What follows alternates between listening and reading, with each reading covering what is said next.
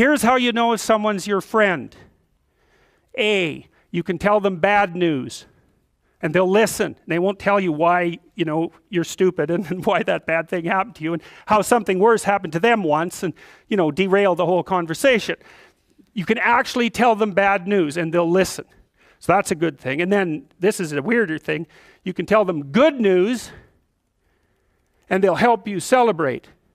And that's a really good way of deciding who you should have around you. Because if you have someone around you, something good happens to you and you're kind of afraid to even admit it because, God, something good happened to you. It's like, you let that be known and it'll certainly be taken away. So, you come out and you sort of tell someone half-heartedly that something good happened to you and they give you a whack and then talk about, the great thing that happened to them 3 years ago. Or worse, the great thing that happened to someone that they knew 3 years ago.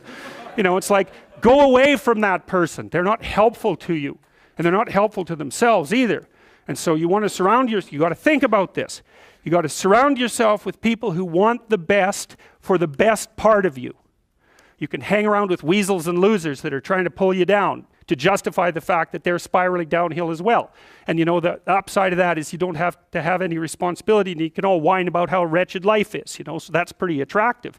But I would say it's also a bad medium to long-term plan. And so it's acceptable and desirable to try to surround yourself with people who are facilitating your development. And you might say, well, I've got people around, I know them well, they're not doing that well and they don't fit into that category. It's like, what's your point? What are you going to do with them exactly? If they'll listen and cooperate with you and move towards a better future, great. If they don't pay any attention and they keep doing the same damn things over and over and they're not going anywhere and it's painful, then maybe the proper thing to do is say, you just have your misery. I'll go off and have my life. And maybe you'll wake up at some point in the future and think that's a better way of being. Because just putting up with it is, they call that enabling, right? You put up with that sort of behavior, you're providing tacit consent for it and even tacit approval. It's like, it's a bad idea. You have, I would say, both the right and the responsibility to surround yourself with people who are good for the best part of you. And that's not the same as, I don't have to elaborate on that. You can figure out what that means. Skills, that's another thing you can do if you want to increase your probability of success. Every time you have an opportunity to take an opportunity that would provide you with a new skill, do it, right? Learn to program, learn to write, learn to read new things, learn to public speak, learn how to introduce yourself to people, learn how to social network, learn how to go talk to your boss in a manner, this is the right way to go talk to someone who's supervising you. I see this problem, and here's a solution, and so I'm coming to talk to you about the problem and the solution. It's like that person is going to want to talk to you a lot. It's like because the other people they're talking to are going to come and say, I've got a problem. Can you do something about it? It's like they don't want to do something about it. They already got 50 things to do, So if you're the person who constantly brings forth a problem, even if they're accurate problems, why are they going to want to have you around? You're just another problem. Don't be a problem for the people who want to give you money. That's a good rule of thumb, man. If someone wants to give you money, then help them do that.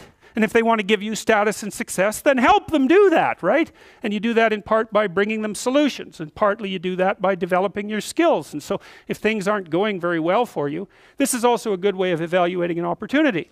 Should you take an opportunity? Well, here's the rule. Take the opportunity if it will teach you something that you can use for other opportunities. Because then even if it fails, which it probably will, it doesn't matter because you've accrued something of value that you can bring forward to the next situation. So, there's this old Jungian idea that I told you about.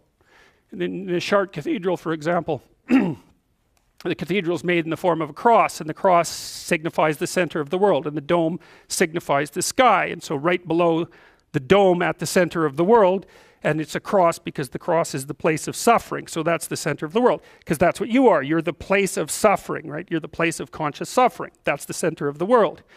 And so inscribed on the floor is a maze, and it's a big maze, and it's a mandala, and there's a kind of a flower-shaped resting place right in the center. And what you're doing is walking in the maze, and you walk all 4 quadrants, and you get to the middle, which is where you want to be. You want to be in the middle. Well, how do you get there?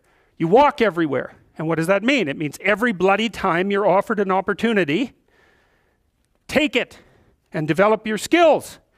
And that's better than wealth, by the way. In fact, it actually constitutes wealth, because wealth constitutes what you have when someone takes all your money away, right? That's real wealth. And so the way that you build up that sort of wealth is you turn yourself into someone who's competent in multiple directions.